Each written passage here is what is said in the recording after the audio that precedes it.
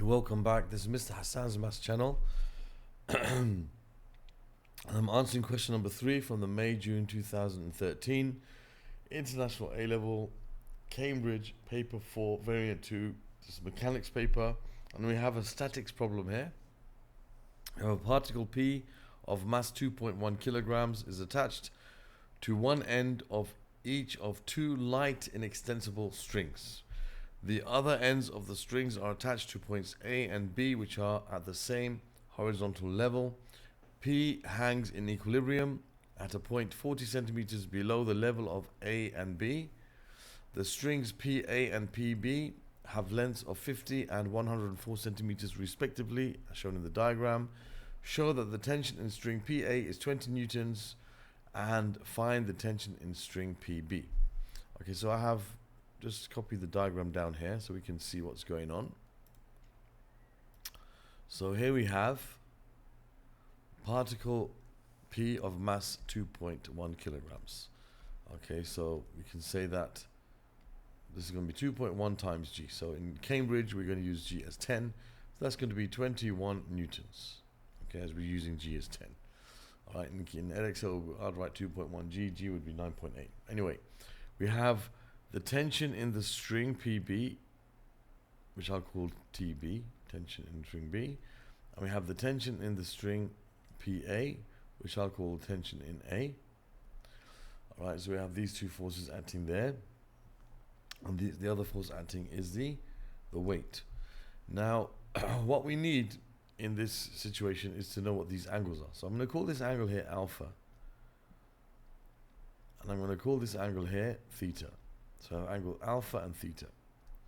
Alright, now what we can do is we don't actually need to find the angle. We need to find the sine and cosine of the angles, because when we are resolving forces, we have to resolve forces horizontally and perpendicular. Okay, so horizontal and perpendicular, so vertically, and in this case it would be vertically and horizontally. Okay, so what we can do is we can find what the sine and cosine of these angles are. So for example, if we look at alpha, consider alpha, we have this triangle which is a right angle triangle. This is like the adjacent side and this is like the hypotenuse. So we can say that the cosine of alpha is like 40 over 50, which simplifies to 4 over 5. So you could think of this as a 3, 4, 5 triangle. As we know by Pythagoras' theorem, you have some special Pythagorean triples like 3, 4 and 5, and you have 12, 13 and 15, and you have 7, 24 and 25. It's not 12, it's 5, 12, sorry, it's 5, 12 and 13, 5, 12 and 13, sorry, and you have 7, 24 and 25. So 5 squared plus 12 squared is 13 squared, 3 squared plus 4 squared is 5 squared, 7 squared plus 24 squared is 25 squared. These are the three main ones that you'll see. And this will help us to give exact values for the ratios of our angles. So if cosine alpha is 4/5, okay, that means that's going to be here, the opposite side is going to be 3, so 30, so 3 in this case. So cosine of alpha is going to equal 3, sorry, the sine of alpha is going to be the opposite over the hypotenuse, which will be 3/5. Okay, so you know, we could, if we know the cosine of alpha is 4/5, we can make a right angle triangle. We can say if this is alpha, then this is 4 and this is 5, this has to be 3 by Pythagoras. The sine of alpha is 3/5. And similarly, we can say here for the sine or the cosine of theta, what we call theta, cosine of theta, again we have adjacent, we have hypotenuse, that's 40 over 104. Now what does that simplify to? Let's have a look. Does it simplify to something that we can use? Well, let's see. We have 40 over 105, which gives us 104, sorry, 104, which gives us 5 over 13. So we have like a 5, 12, 13 triangle. It's like, for example, if this was theta, the adjacent would be 5, this would be 13, so this is going to be 12. We know that 13 squared minus 5 squared gives us 12 squared. 169 minus 25 is 144.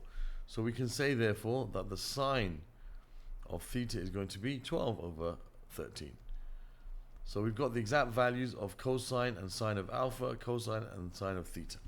All right, so that will help us to find exact values for our answers. We could use a calculator and say inverse sine and inverse cosine, whatever, but I prefer to use these. And the reason why they gave us these numbers that work out to be, these kind of numbers here, because they form these Pythagorean triples.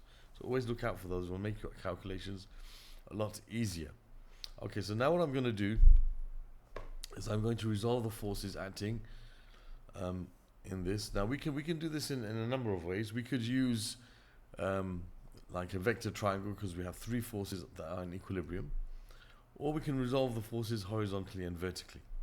Okay, so if we were to use the vector triangle, there will be a bit of an issue, because you've got to work out the size of the angles, you've got to add some angles together, and it's going to be a bit of a hassle. So I think the best thing to do in this particular case is to resolve the forces horizontally and vertically. So if we think about the horizontal component of these forces, then what I'm going to do is make a little line here to make it clear that this is the horizontal components, this is the vertical. Okay, so we can see, and I'll put it in a slightly different color to make it clear, that the resolving this force in this direction and that TA in that direction. So this is going to be resolving TA in that TB in that correction, and TA in this direction. We also want to resolve them vertically. Okay, so you're going to have, that's going to be TB resolved vertically. Let me try and make that a bit straighter.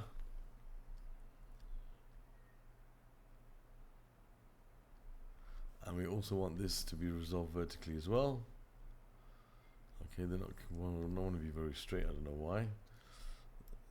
Okay, it's a bit a bit better. So we can say this side is TB. Okay, all right. Now I'll explain how to actually work that out. So basically, this is the angle theta. This is the tension in B. Now, if we want to resolve in a direction going horizontally here, we have to go away from the angle given. The angle given is this angle here. So if you're going away from the angle, we use sine. So this would be TB times the sine of theta. Why do we use sine? Because it's like the opposite side we're finding. Opposite, we're doing horizontally. The opposite side is going to be like, horizontal according to, in relation to this angle.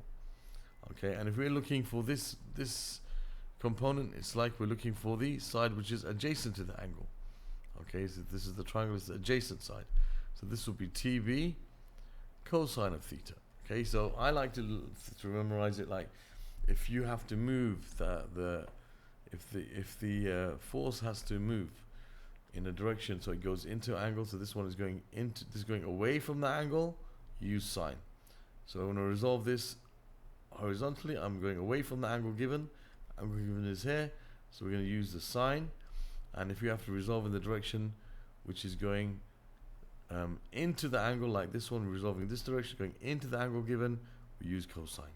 So similarly for this one, if I want to resolve in this direction, I'm going into the angle alpha given, so I'm going to use cosine. And this side, I'm going away from the angle given, I'm going to use sine. Okay, so this is going to be TA times cosine of alpha, and this is TA times the sine of alpha. So I know that we are in equilibrium here. So I know for sure that this line is not very straight. I know for sure that the, as we're in equilibrium, the horizontal forces balance out. So the only forces acting horizontally are TA and TB. So we can say TB times the sine of theta must be the same as TA times the sine of alpha. Okay, and if I resolve the forces vertically, I can say that TA cosine alpha, TA cosine, let's say theta first, plus TB, that's right, TB cosine theta, plus TA cosine alpha, okay, must equal 21 newtons. Let me just make that a bit neater here. That was TB cosine theta first. okay, plus TA cosine alpha equals 21. So I have this pair of equations which I can now solve simultaneously. So what I could do here is I could say basically TB, what I'll do is this. I'll put the values in first and then sort it out. So let me put the values in of sine theta. So sine theta is, as we said, sine theta is 12 over 13. So this is going to be 12 over 13 sine theta equals, and sine alpha is 3/5 equals 3/5. Sorry, what am I doing? 12 over 13 TB equals 3/5 of TA. And here, vertically, cosine theta, okay, as we can see, cosine theta is 5 over 13. So we have 5 over 13 TB plus, and TA, cosine alpha was 4/5. So this is 4/5. TA equals 21. All right.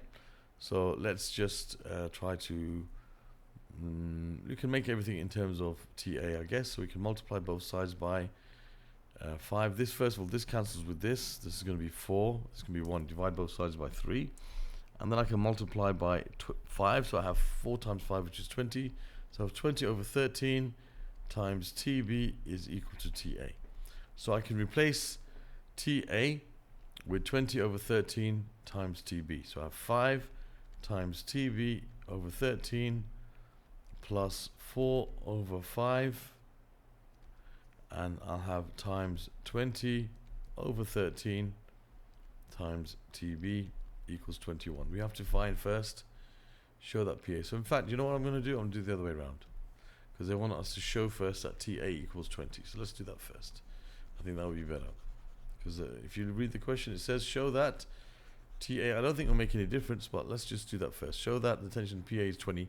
That way we'll be sure that we're on the right track. So what I'll do is I'll make T A the subject of this, or TB the subject of this, and I'll replace the TB in the other equation, okay, with what TB is equal in terms of A. So I'll say TB is equal to 13 times TA over 20.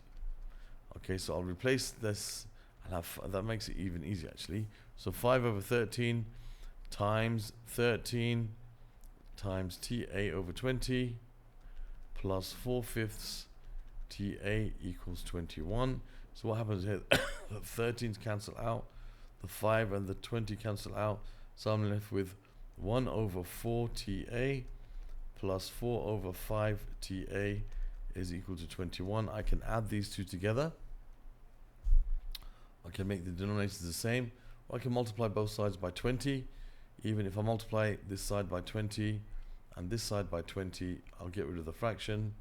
So 20 times, that's going to be 5 times TA, plus, if I multiply this by before 16 TA is equal to 21 times 20. I'll just leave it like this. Is 15 plus 16 is 21 times TA. 21 TA equals 21 times 20. See, the 21s will cancel out, so you can say TA equals 20. So we've worked out that TA is 20.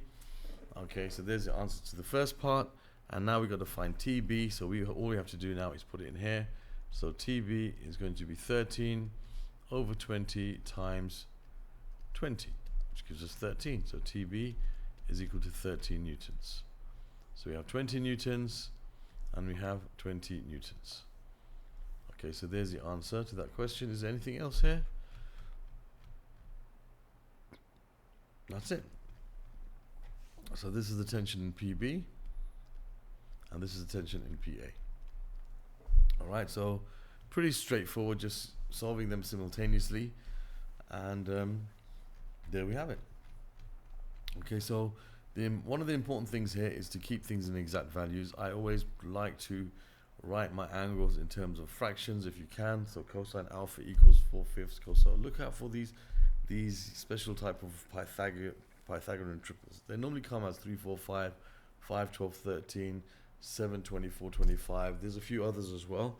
All right, so have a look out for them. Normally that's how you will find such questions using such types of Pythagorean triples. So that concludes this question here, which is about statics. Other questions from this particular paper can be found in the playlist that will appear in the top right of the screen at the end of the video. Other questions from the topic of statics from my Cambridge collection can be found over here. I'll also add my Edexcel collection over here for statics as well. And you can subscribe to my channel by clicking on this link. Thank you for watching and see you soon.